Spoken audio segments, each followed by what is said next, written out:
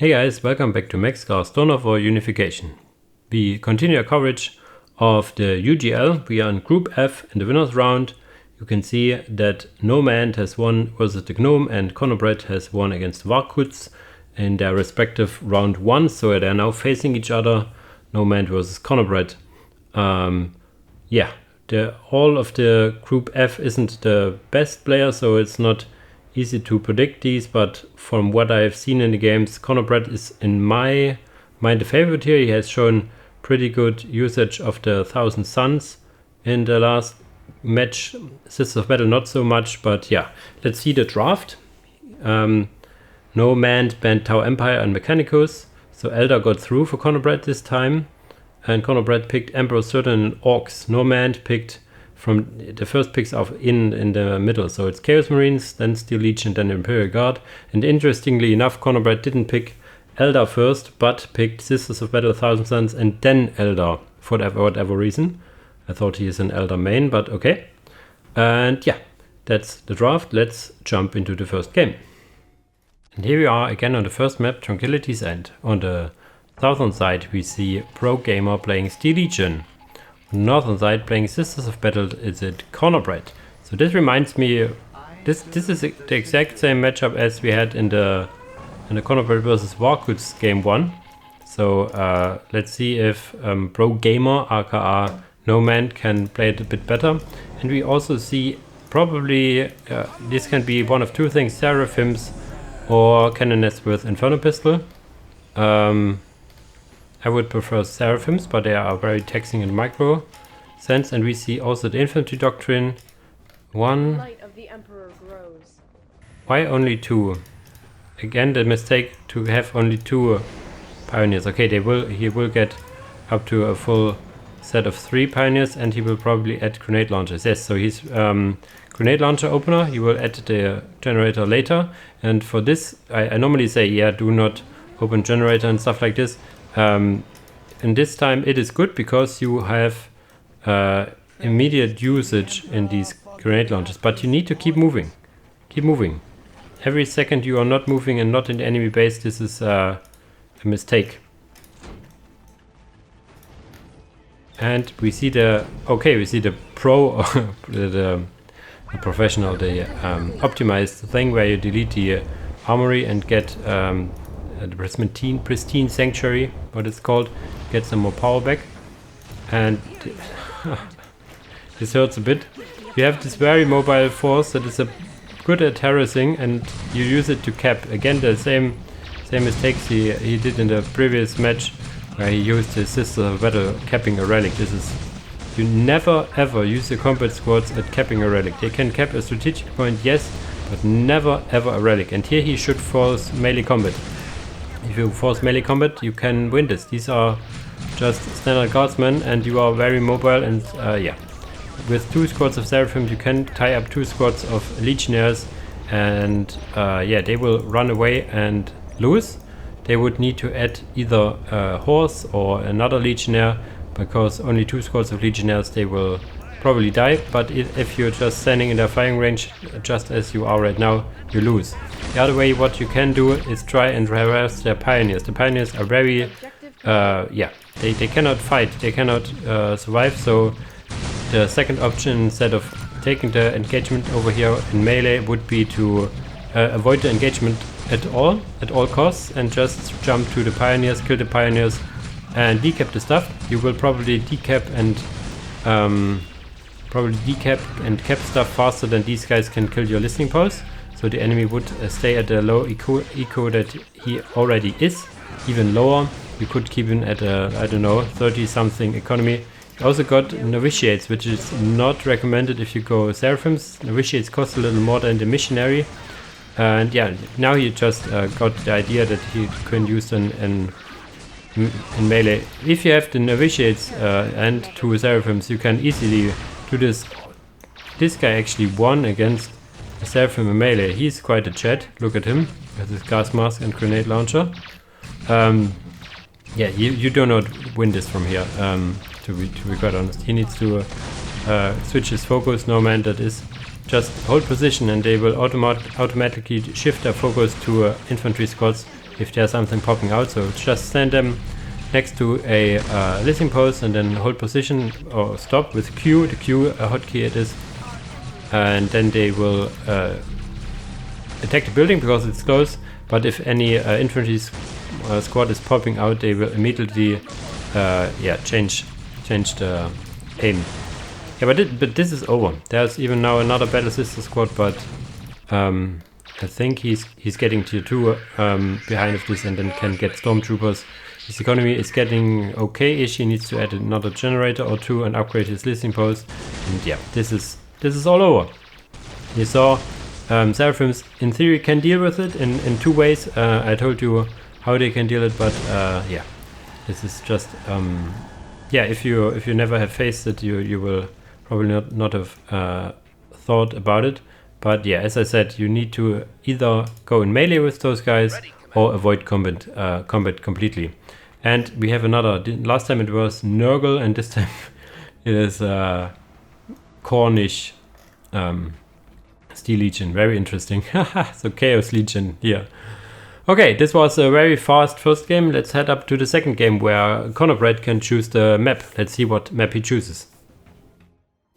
And here on the second map, Deadly Fun Archeology. This game, this map name has something problematic for me. On the left side, playing Imperial Guard, it is NoMand. And on the right side, playing Thousand Suns, it is ConnorBread. ConnorBread has shown in the last series that he knows his Thousand Suns opener, so he probably goes for the exact same. Yes, goes for the 3 Thoral Wizards. Then the Sorcerer Lord, of course, Warp Gate into RuneScribe Construct, and he should go for the middle. Actually, because you are fast capping, go for the middle before the enemy can do it. I mean, Imperial Guard isn't really fast at the capping game, but still. For Imperial Guard we have Guardsmen. So we have 2 Guardsmen, 2 Builders, and yeah, a command squad into hopefully a generator. Or what is he doing? Is he doing an offensive turret in the middle? You still want a generator. A little late on the generator, but he still can get an offensive turret if he wants to.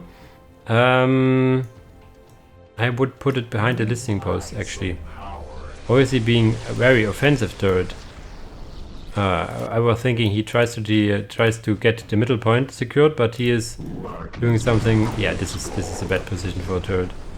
It's like out of the open. You can, if you want, ignore it. But the biggest problem for this turret is the Chat Sorcerer coming out of here. You can go Summoner and summon a demon, or you can just go man mode it and just go right A click it and kill it.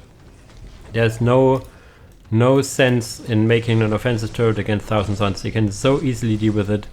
Yeah, I mean, you do not need to pull your RuneScribe controls. Just let this finish.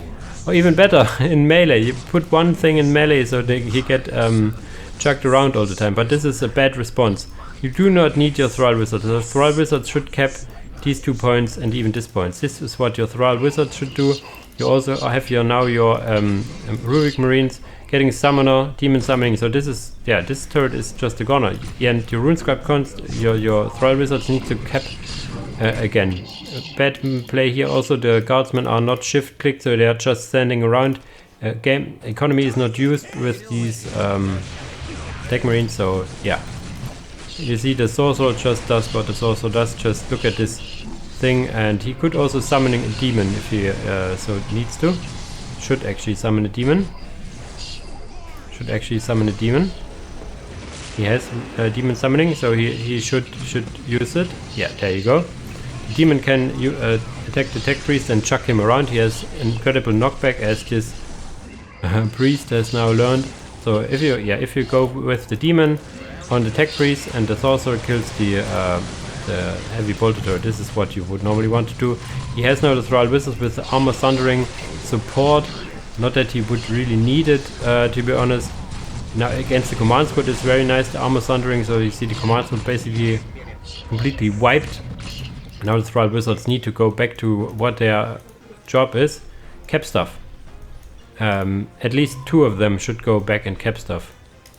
One with the army is okay because of the armor thundering and stuff, but he's now, yeah, he's getting his points now. Should probably also get this point. Imperial Guard has not yet all his points because he was not shift clicking his stuff. Let's see, there's now the lesser scene spawn. And yeah, you guys just aim move in. There's this aspiring sorcerer on both squads. Probably his resources. Okay, would probably need another generator and then could go tier 2 at some point. Good to have the Thrall Wizards also here, because you can then decap the stuff. You would really want to reinforce your guys a little more.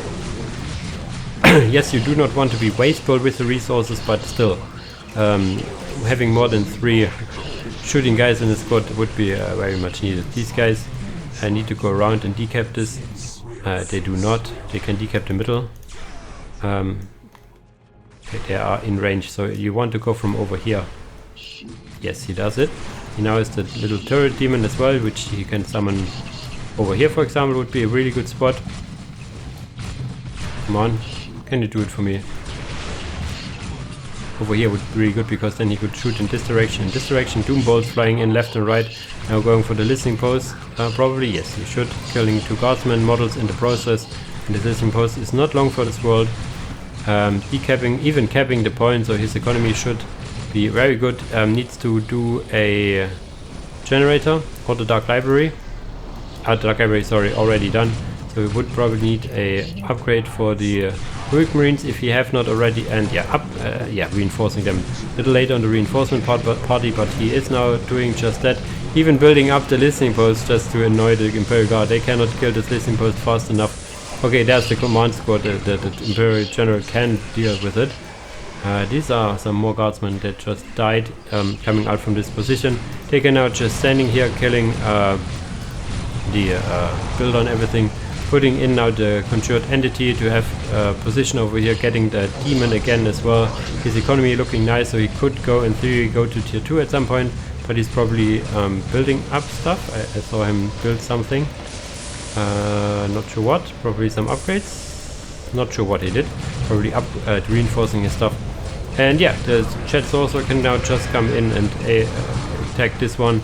He needs a Thrall Wizard coming over to decap this stuff, but yeah, even upgrading the point next to the opponent this way is economy ran through, and this is a very good idea, because this will just, yeah, it may or not be in range of this Imperial and this infantry command.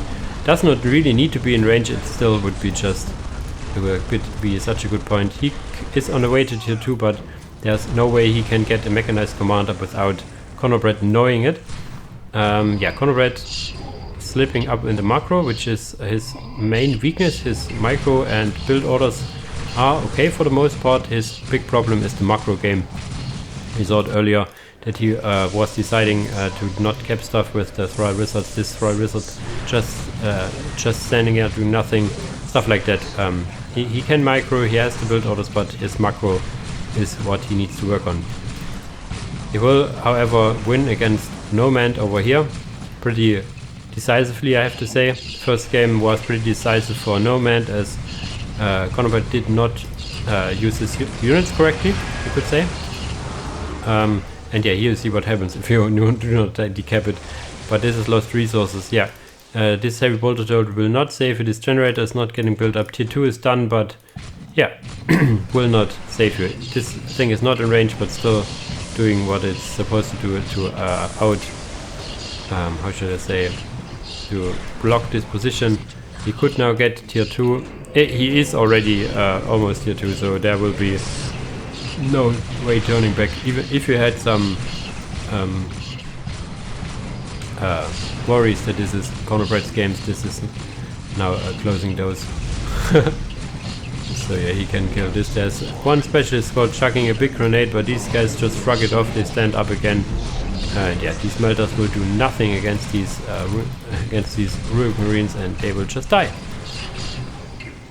Yeah, you can even kill the HQ if you want. You can now get Chosen, for example, or you go for a Occult Forge. Come on, you can do it.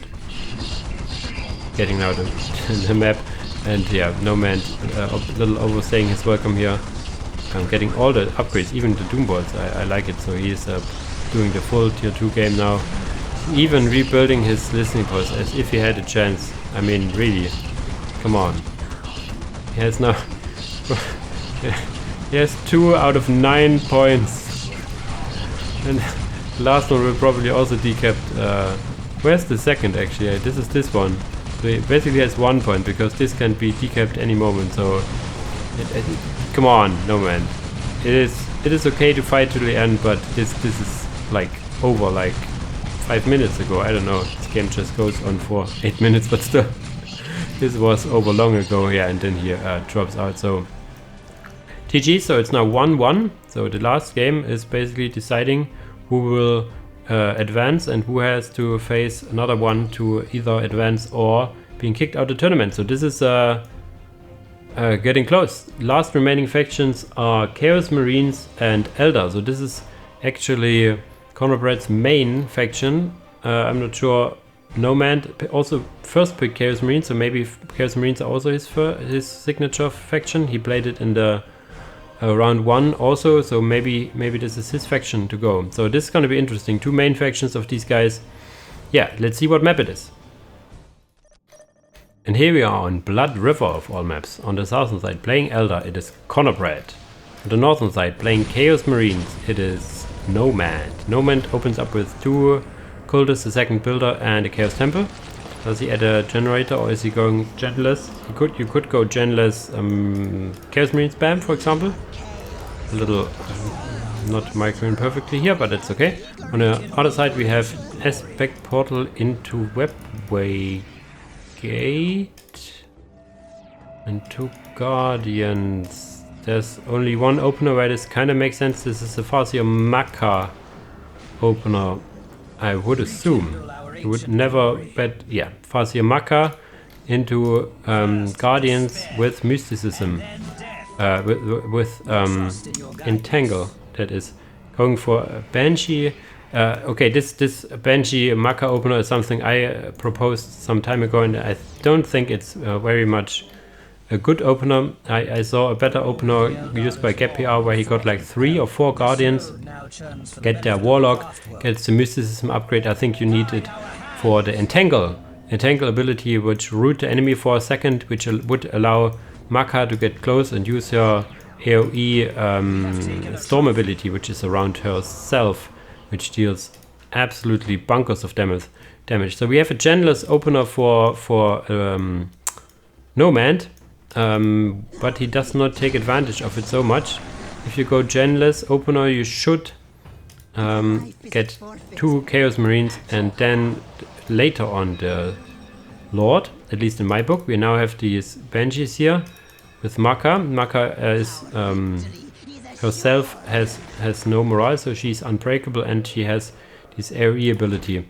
As I said, the best way to use her is probably with Guardians with Mysticism. So this is all he has is this little combat squad over here, so not very versatile. Anything ranged or like this Chaos Lord will probably win this in melee. And just call it a day. Look at the damage. Almost winning it. And then all your eggs on this one basket, and this was it. Now using this is bad micro. He should have stayed here. He used Guide, I think, which increases the accuracy of the squad, including melee units. And yeah, this is probably over, if you ask me. Yes, there are some Guardians, but the Guardians will, I think they will lose against cultists in melee. Yeah, they will lose. So the Guardians die. This squad in the middle will die against the Chaos Lord, and Chaos Marines they can push through. The only thing going for him is this relic. These killed the Guardians, so bad micro over here. They can now go and take this point. Critical over there taken, and Banshees are pushed back. We'll add probably a second, no, Raptors even. Interestingly, adding Raptors here. Not sure why, to be honest. Another squad of Chaos Marines would be just good enough. But yeah, he wants to go Raptors. He rebuilds Maka, but yeah. Economy wise is also slight blue money advantage for the Chaos guys. And yeah, this looks really dire. Chaos Lord now will kill this listening post if he focuses it. Yeah. These Raptors probably not the best to kill Farseer Maka. You will need the Chaos Lord again. And there's the AoE ability, which deals a hell of a lot of damage. You see it on these raptors. That's why I said the raptor is probably not the best idea. And that's also why you see, if you can entangle a ranged squad for like a second, Maka can use Fleet of Foot. Did he get Fleet of Foot? Or did he skip it? I think he forgot about Fleet of Foot. So this is bad. You need Fleet of Foot for this, because you have melee units. So now imagine this, having a Warlock with Entangle, entangling the squad. Maka comes in with Fleet of Foot using her AoE ability, killing all the Skuldists. Like this is a good opener. Did I cast that game or did I see it? I think on Dream on FKR's channel. Look over there. There's one game, Eldar versus... I do not know what faction it was against, but it was on Shrine of Excellion and it was GapPR. So you might find it if you look a bit for it. And yeah, it's a really nice opener. I think I have added to my build orders as well. Good turret over here. Would have a slightly better position would be over here, so it's not that out in the open. Like a Dark Reaper squad from over here can kill it without the LP being in cover. So over here would be better. And yeah, economy wise 80 to 20 against 92 and 10. Now is getting Fleet of Foot like very delayed and floats a hell of a lot of power, getting 2 generators because of that, and it is never ever good to get 2 generators. Now the question, does he do the right move or the wrong move? He does the right move. If you build 2 buildings, you do not want to force build once and then the other one split your workers. That is, economy for Chaos will get up. He upgraded the listing post or 2. He is also upgrading this point. Getting this point up soonish, can kill this point if he wants to. There's 1, 2 squads. Did the raptors die or are the raptors used? Yeah, the raptors are used for capping. This is no joke the best use for them, because against Maka we saw what they can do and especially what they cannot do. But yeah, these 2 squads here will be enough. Tier 2 is now done. Chaos Armory is added a little late. If you want the Armory, you normally want to start it when Tier 2 is halfway done. So it is, finishes once you're Tier 2. And then you could go Aspiring Champions with Purge the Weak, which increases the health by your squads by quite a lot. You now have again 1 squad of Howling Banshees, 1 Maka, 1 Guardian, and another Howling Banshee in the base not being used. But there's a heavy bolter turret, and yeah, these raptors should, they should keep their distance. And these Chaos Marines, I do not know why they could go back. They could stand here and kill this listening post, for example. But he's just happy. Deer came here having 120, now 104 and 20 against 80 and 40. Tier 2 for ConnorBread. Yeah, he overbuilt generators. He built another one. You should have stopped after these 2 and get your Tier 2 up. Now you're delaying your Tier 2 again. So not the best build he's showing over here.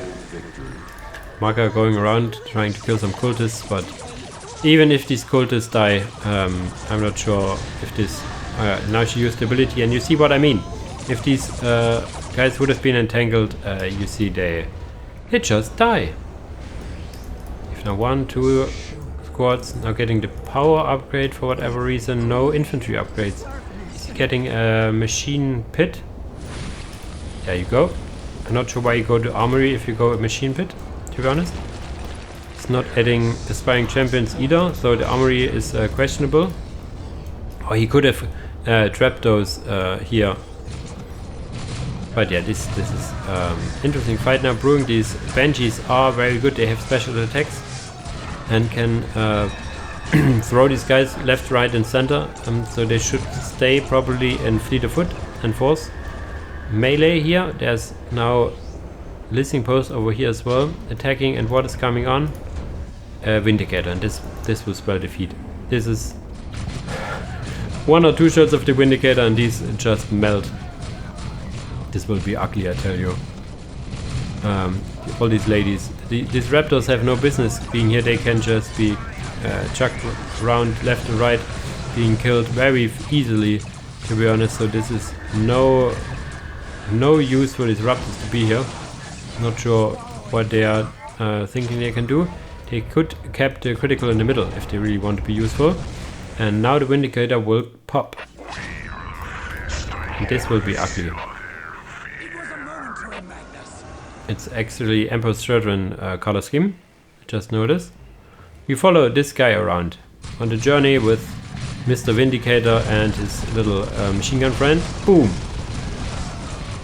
Dead models. And stay here. Come on, not too much. This is too far back. Stand over here. Fire on the move. And what you're doing? Killing the Dark Reapers, or trying to kill. Look at the damage. Half killing those guys. And Dark Reaper. Actually, the Exarch survived this. The guy in the back did not. But there's now also. Oh, we have now the Princess and her squad, the Ironcast Zealots and the Thorn Princess, going in melee. And yeah, this was some money shots over here.